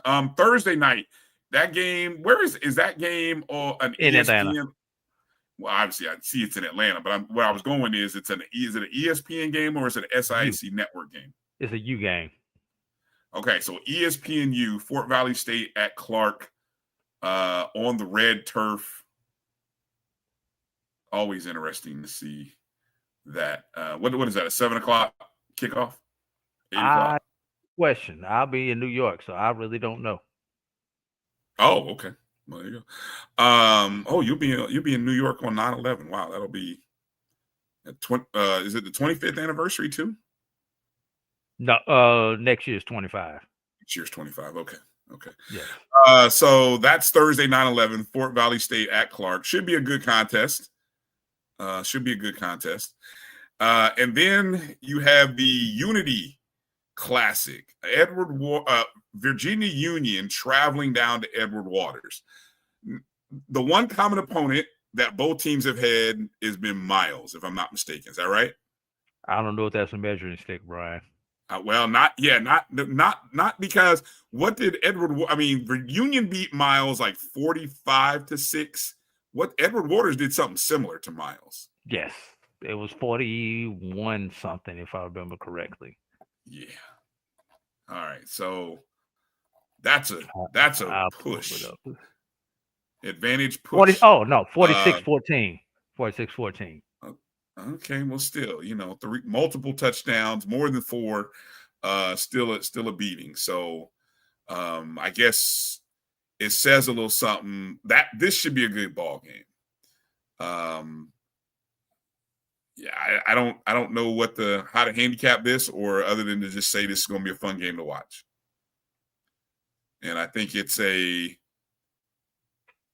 this could be the test. And I say this all joking aside, with what is next for Edward Waters, not that they're looking forward, so I'm not going to mention it, but if you know, you know. With this week and next week for Edward Waters, pay attention to Edward Waters, who potentially could be 4-0 and not only have a win over a CIAA team, but also a Division-I opponent, if it all works out the way I think it might. And then we have to really put Edward Waters into the conversation of being a contender in the SIC after next week. Is that fair? And Edward Waters has a favorable SIAC schedule also, where they have a schedule which gives them a clear, easy path to the SIAC championship game, because they avoid a lot of the big traditional powers of the SIAC this year. Correct. And thank you, Steve. This is a good matchup between two HBCU national championship coaches as well. Conference and HBCU football. So this will be a fun one. Who's carrying that game? Is it SIC network game or is it ESPN game? I'm going to have to look. Let me see I'm if on I the can schedule find right it. now. Why not just look, Brian? Why don't you just look? You're right there. Let's see. Schedule. SIC.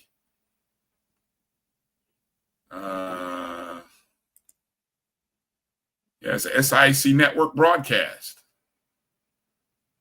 So hosted by Edward Waters. Apparently it's a 4:00 Eastern kickoff. And that's standard start time down there. Yeah. Although this says 2:00 on the website, so I don't know now. The SIC website says 2:00, but you click on the link and it said 4:00. So Go by the school's website. The school's going to be more accurate than the conference. Gotcha. Okay. So, all right. So that's in Jacksonville, Florida. Should be a good game. Bowie State at Dell State. Unbeaten Bowie State going up to Dell State. We like what we've seen from Dell State. Interesting to see, is Bowie State, could they be as competitive as Virginia State was towards Norfolk State? If Dell State gets the win, we'll be talking about this time next week, the last time Dell State was over 500 in the season. Just like we did Lincoln, Missouri. There you go. Yes, indeed. Miles at Alabama State. This one has been a classic each of the last 2 or 3 seasons they have played. Is this an annual game between these two, Drew, or are we just in a cycle? They've made it into one, but Alabama State will win this game by 40. Ooh. Well, the way Miles has been playing and the way Andrew Body and Alabama State has played, Andrew Body should be done by halftime. That's all I'm going to say. One series in the third. Yeah, it should be done. Are you at all interested? Is your interest peaked about Tuskegee's chances at Jackson State? When's the last time Tuskegee played at Jackson State? It's probably been a while. Comagee was coaching at Jackson State, and Tuskegee won the game. Ooh, the Comagee Bowl. Can we call this the Comagee Bowl? Yeah, maybe. No. I want to say maybe 16, Brian, 14, 16, somewhere up in there when those two played each other. Because that was the year, and I remember this specifically, Tuskegee beat 3 teams in the then SWAC East. They beat Jackson State, they beat Alabama State, and they beat Alabama A&M all in the same year. And this is doing those great runs that Tuskegee had in the early teens.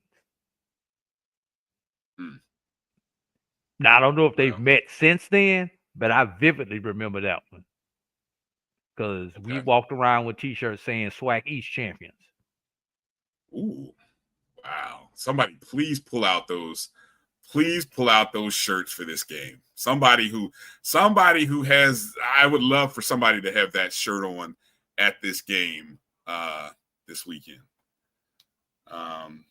Scheduled for 3:00 Eastern kickoff, according to the SIAC website.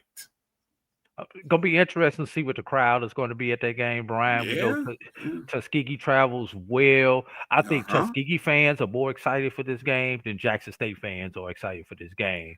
But Tuskegee will bring a plethora of people into Veterans Memorial Stadium there. I hope Jackson State has more than 13,000 people. Or Tuskegee can bring 13,000 by themselves. So I'm just saying. I hope Jackson State has more than 13,000 people in attendance. That's all. That's all I'm saying. No shade. Fayetteville State at North Carolina Central. Yes, Tuskegee was hell back then. Go look it up. And here's the thing, Emmett.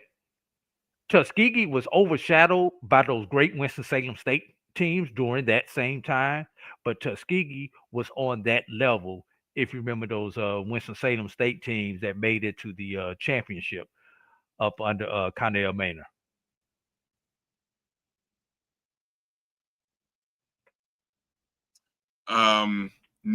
Fayetteville State at North Carolina Central, in-state battle between one of the CIAA's best schools over the last several years. North Carolina Central, they've taken their lumps the last 2 weeks. I mean, after an impressive opening game, talk about a get-right opportunity. But Fayetteville State got beat, 10-0 on the road to Benedict. Had a bye week. I'm intrigued. I'm intrigued by this one. All right, thank you, Israel. So we can't call it the Comedy Classic. It's the W.C. Gordon Classic. Thank you for clarifying. But yeah, no. This is going to be interesting. I think Central needs to play well. They need to play well, just like FAMU needs to play well. They're bringing Albany State to town, former legend and quarterback of a Black College National champion, Quinn Gray, will be in town. FAMU's 0-2, averaging, let me do the math here. Is it 11.5 points a game? Albany comes in averaging 50 points a game. Oh man, the storylines, right? They can't. I mean, you guys the people will be ridiculous about this all week. Just Quinn Gray has Albany State looking like FAMU looked when Quinn Gray was playing quarterback. There you go. Which that part has a lot of Rattlers upset because they miss those days. I mean, you still compare Brian, everything to those days. Brian, that part has a lot of Rattlers upset because a lot of Rattlers wanted Quinn Gray for their coach. Let's move on to the next game. Yeah, let's move on. Kentucky State at Grambling. I saw somebody say Grambling will get their first win. You must have missed week 1 when Grambling beat Langston 55-7. Grambling Don't sleep on this up, Kentucky State team. Yeah, Grambling State picking up blowout wins against sub-Division I teams and then losing to Ohio FBS opponents 70-0. So who can gauge what Grambling is and isn't? I mean, that's got to be frustrating. Anyway, Morehouse and Howard, the New York City Classic? Is that name?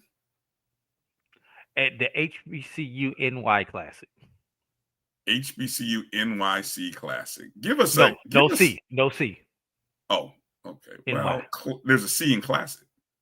Yeah, but no C in NY after NY. Oh, I see. NY Classic. All right, give us a tidbit, Mr. Morehouse SID. Morehouse versus Howard. Howard owns the all-time series against Morehouse 28-10-2. Yeah, Howard owns the all-time series 28-10-2. First game was played in 1923. Morehouse probably played one of its best games of the year last year against Howard. This game is going to come down to, can Morehouse stop the Howard run game versus whether Morehouse's offensive line can give quarterback Miles Scott any type of time against Howard. That's what you are looking out for. Obviously, I can't prognosticate the game, but those are just some of the keys you want to look out for. Okay, good stuff. 1 o'clock kickoff on HBCU Go. There you go. That's what I was looking for. Way to go. A matchup between two programs coached by former NFL players. Alabama A&M Sam Shade, Tennessee State's Reggie Barlow. Both teams are 1-1. Hour and a half apart. You what? They're an hour and a half apart from each other on Alpha I-65. Really? Yes. Okay, so over under, again, this is being played in Nissan Stadium. They had 8,000 for the season opener, which was 3 or 4 higher than previous average. Okay, over or under 12,000 in attendance for this game. I thought you were going to set it at 10, Brian. I was close. Okay, I said it at 10. I thought about 10. I almost said 15, 12, but I'm going to come in the middle, 12. 12 is a good number because if it was 10, I would have taken the over. With 12, I'm probably going to take the under. Oh, that's embarrassing. That is flat out embarrassing. You got to be able to do better than that, Tennessee State fans, Alabama A&M fans. If it's less than 12, less than 12 is good compared to what they've had, but it's still embarrassing. All right. And then you've got a CAA matchup between the only two HBCUs in the conference, Hampton at North Carolina A&T. I will encourage everyone. ODB said push. Good stuff. Oh, way to pay attention, ODB. Appreciate you. Make sure to tune in to Wednesday's Indy Report. North Carolina A&T, Hampton should be a good conversation as David and Jeff talk about this game from the A&T and Hampton side. Did we settle the debate about the best 0-2 FCS team? Did we ever get to that? No, we didn't get to that. This is a good lead into that, just shortly. Just real quick. All right. Let me get go one ahead, thing. Go ahead. We can come back to it. Go ahead. Yeah, no, because we're going to get that and get out of here. But let me give you the we had the get right games, and then now you got the beatdown games. Beatdown games. Okay, God help us. Or get drubbed games. All right, here we go. The get drubbed games for the week are Alcorn State traveling to Mississippi State. Unlike the mistake I made this morning where I thought I read Mississippi Valley State. It is not Mississippi Valley State. This is Mississippi State. So you had Alcorn fans excited because they were thinking they were going to get their first win. And then when you had to clarify, it was like, oh, hell, that's a loss. Okay. Well, I actually was like, that's going to be a good game because if Alcorn State loses that game, they're going to push Coach over the ledge. Anyway. 0-3, staring at him in the face, 0-3.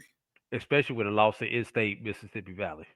Anyway, we have to say that one for later on. Bethune-Cookman, no, I'm sorry, not that one. Lamar, Texas Southern. Winnable game for Texas Southern. Yes. Mississippi Valley State, Southeastern Louisiana State. And I know that some of these are the same level, but how about Prairie View and Rice? At least they don't have to go too far for that one. No, they don't have to go too far. Southern and Fresno State.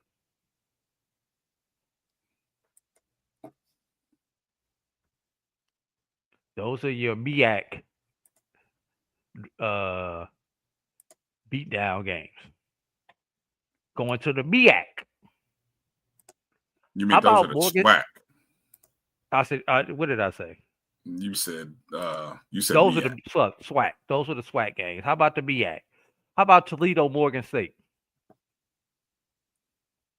Shout out to real quick. Well, I was talking about Morgan State. Shout out to Zach McKinnell, Blue Bloods, Blue. He put me on to Morgan State home against Towson on Saturday. Morgan State plus 350 on the money line, loses by 5 late in the fourth quarter, but they had I think either a special teams and a defensive touchdown scored by Towson is the reason why they ended up losing that game. I mean, should have been a Morgan State win. But anyway. And our final beatdown game is our final get drubbed game is Rutgers and Norfolk State. Yeah. Well, didn't Rutgers just beat Howard by 55-7? When was that? Was that Howard who Rutgers just beat? 55-7? Temple beat Howard. Oh, that was Temple. Okay, I'm sorry. Temple, yeah. Rutgers, Northeast, Red, blah, blah, blah. Okay. Yeah. So right. Those are all your beatdown games. All right. The last thing, little question, little debate that Drew and I were trying to figure out. Who's the best 0-2 team right now amongst the HBCU FCS teams? And the only reason this came up is because I was talking about this from the perspective of trying to figure out how you put a top 10 together when you have so many 1-1 or 0-2 teams. And I really feel like I felt some kind of way about some of the 0-2 teams being a little bit better than the 1-2 teams. I really did. So here's your candidates. So look, among the best 0-2 teams, right? Just give me maybe your top 2 or 3. It is messy. I know, Edwin. Sorry. I'll be real quick about this. Some schools I think we can throw out. Like, I don't have to mention Bethune-Cookman. I don't have to mention UAPB. Can we agree to toss them out? And I would even maybe mention AMT as well. So Alcorn out the window too. Valley. Okay, so that leaves us with maybe 4 schools, right? Morgan State, FAMU, Texas Southern, Hampton.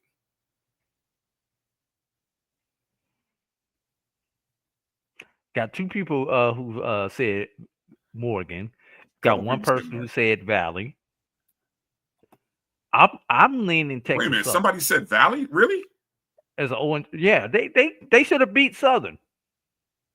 Yeah, but they just got beat 59-3. But look who they played. We knew what the assignment was, Brian.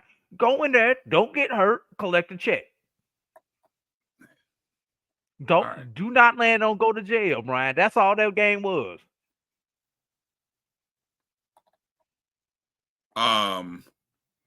Doc asked an interesting question. This is why I say this, because I feel like there's a couple of schools who are at 0-2 right now that are actually better than a few 1-1 teams. That's just how I feel. That's me, a very small sample size based off what I've seen and what I think I know. Now, I could be wrong in 2 weeks' time, which I have no problem admitting when I'm wrong. But yeah, well, here's the thing, Brian. when I'm this early in the season and I'm voting, I take out all 9 level games. If you play the FBS, I do not hold that against you. If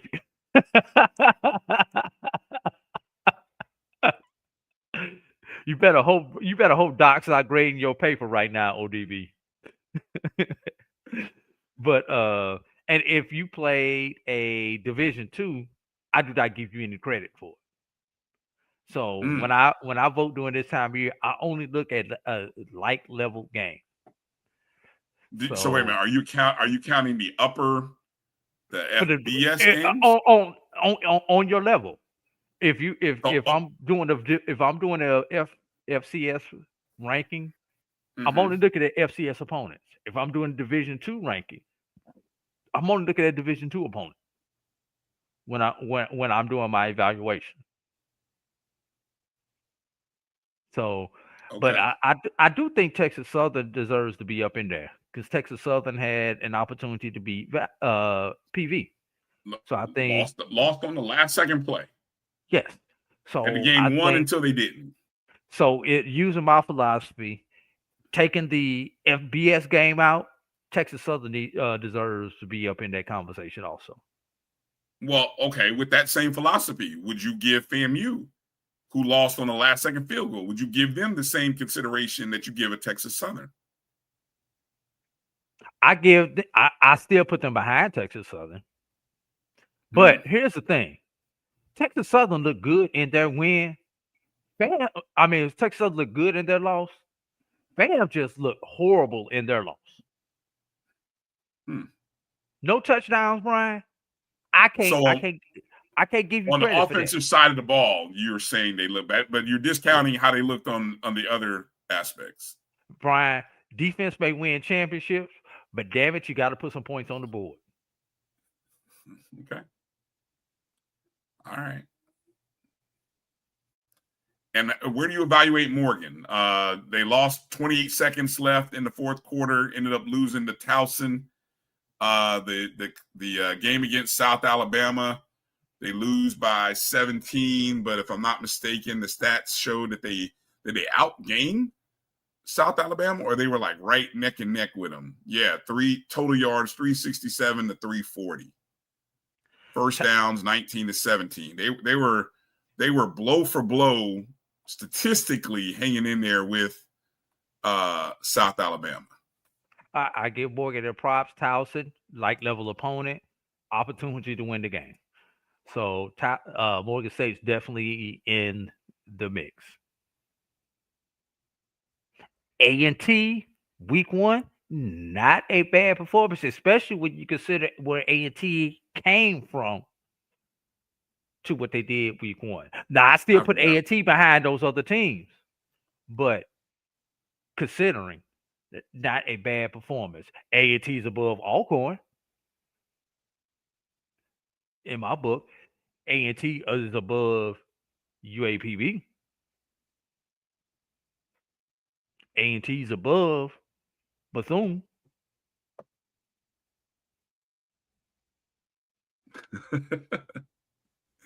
Doc, I didn't pick FAMU in my top 10 rankings. I don't think I did. If I did, I put them at 10. I don't think I did, though. I think I left FAMU off the top 10. And so I'm not. So. Look, I did. I left them off. And again, Edwin, why mention FAMU? Because again, if like Drew said, if you can mention again, we're just really. I think if you're putting together a top 10 at this point in the season, it's hard. I struggle to even doing a top 7 because it's hard I don't think in November sometimes to put together a top 10. Right. Again, that's why I said that's why I love when we do top 5. I can get you 5. 7, man, 7 gets hard, especially this point in the season. 7 is hard, and then trying to do 10. 10 is hard. And so that's why impossible. Well, it's not impossible. That's why I did the whole best 0-2 team, because at that point I had to I had to look at and how am I evaluating these 0-2 teams. And I did similar to what you just did. I looked at, who you lost to, how you lost, taking all that into consideration, Thank you, Doc. Which All is right. why we only do 5. And I like your split, Doc. Oh, okay. Well, Doc split at 7 is perfect. And if anybody has ever stopped to figure out why 7 is a good number, there are 21 FCS teams. 7 is 1/3 of 21. That's why that's a good number. Plus 7 is the number of completion. All right. Well said, Drew. Well said. I'm getting all right. Well, that's going to do it for tonight's show. Again, should be a good week of listening to coaches talk about the things they didn't do well, what they're going to do to change things up for the upcoming week.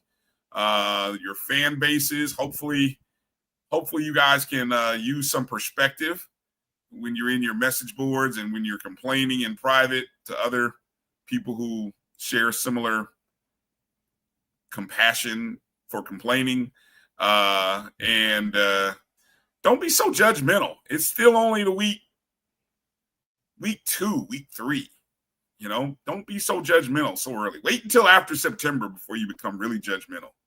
Brian, with that being said, we are 2 Sundays before the ledge conversation starts back again. You have to discount.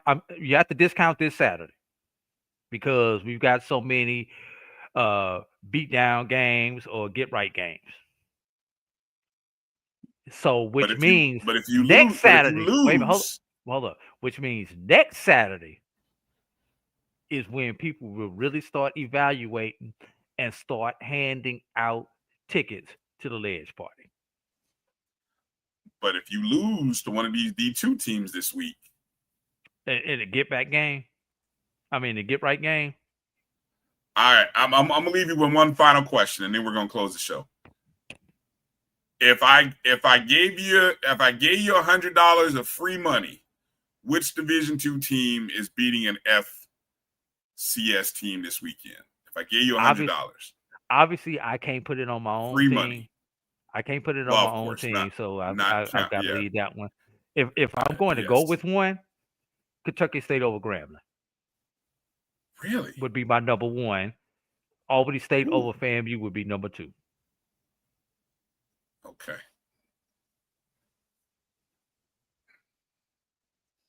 All right. There it is.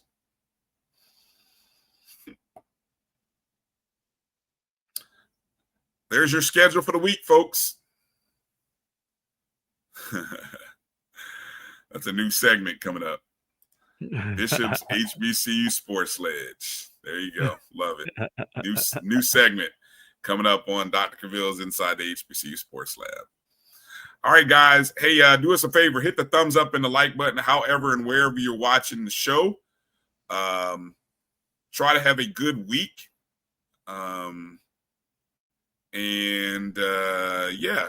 Check out the BCSN Pod Zone everywhere you listen to podcasts. Spotify, Amazon Music, Apple, iHeart.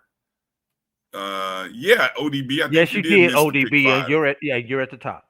So there. Yeah, congratulations. You got Congratulations. Now get off my screen. Yeah, congratulations. Yeah. Week 3 will be posted. Give me probably will be posted on Monday or Tuesday. So for those of you looking, it'll be there. Thank you guys for watching the show. As always, we always appreciate you and appreciate all your feedback. Find us on Twitter, social media, wherever and however. Hit the thumbs up. Share the show. We've seen some great numbers. Our numbers are spiking. Our audience is growing. And that's because those of you who regularly watch, you do a great job of sharing. So we appreciate you sharing with your feeds, with your friends, your family. We keep meeting a lot of HBCU fans wherever we go. All of our shows do. So on behalf of all of the shows on the Black College Sports Network, we say thank you for supporting and watching our show and our content. So for A.D. Drew, I'm Brian Fulford. Thank you for watching tonight. Have a good Sunday night and a great week. and we'll do it again this time next week. God bless and good night, everybody. Peace out. Travel light, everybody. We'll holla. You stay on hard.